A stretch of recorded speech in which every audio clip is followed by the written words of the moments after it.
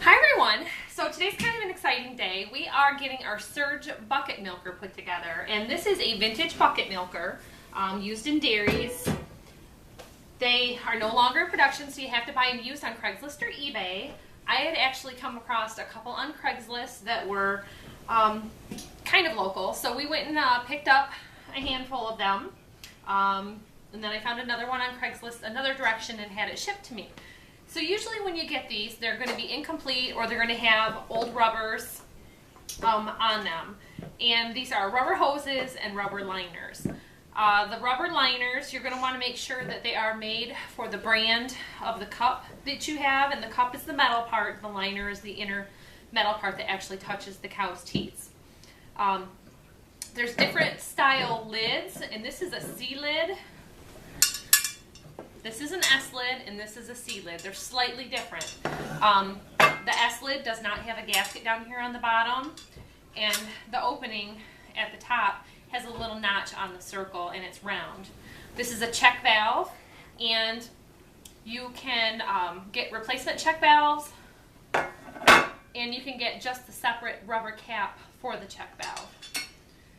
And again, this is the C lid, same as this one. It requires a rubber gasket that sits down here on the bottom, and that's going to help your pulsator seal so that you're not getting air loss. And these are the two pulsators. They come in serial numbers on the back, S's and C's, and they're real old ones also that have a letter P at the beginning. I don't know if that is compatible with any of these. There's also different styles of the buckets, and you're just going to want to make sure that you get one that is solid and unseamed.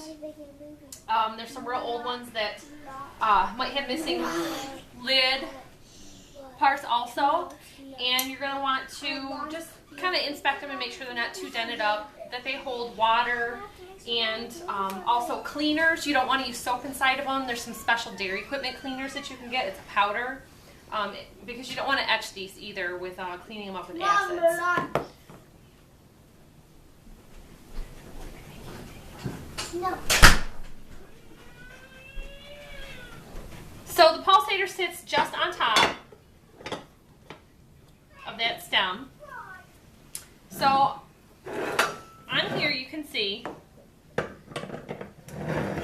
when you install your liners and your hoses, make sure as you're putting these on, they're real hard because the rubber is very tight fitting, that you put this short hose, is what they're called, facing up so that it will plug in directly to your pulsator.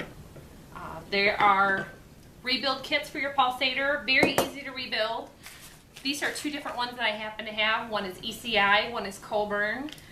Some come complete with the gasket here for the C lids. It's about 80 cents by itself if it doesn't. And some, but not all, will come with this rubber replacement cap for your check valve. The check valve just sits right inside of there, and you can see if that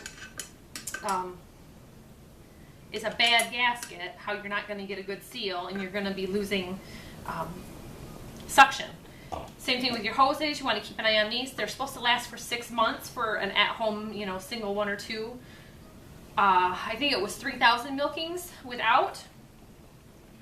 Also about the repair kits, they come with or without oil. It was a few dollars more to buy it with the oil. Have a backup pulsator kit on hand. And this is a lid gasket. This is a aftermarket generic one for $3.95. Surge actually makes their own. Any of the Surge parts are going to say Surge Westphalia on them. And this lid gasket, real easy, just fits inside of here. Now the work that I've done brought our total expense up to roughly $100. A rebuilt Surge on eBay is about $2.99. If you buy a complete system that is the Surge bucket milker with a vacuum pump, people have them for about $729 to $769.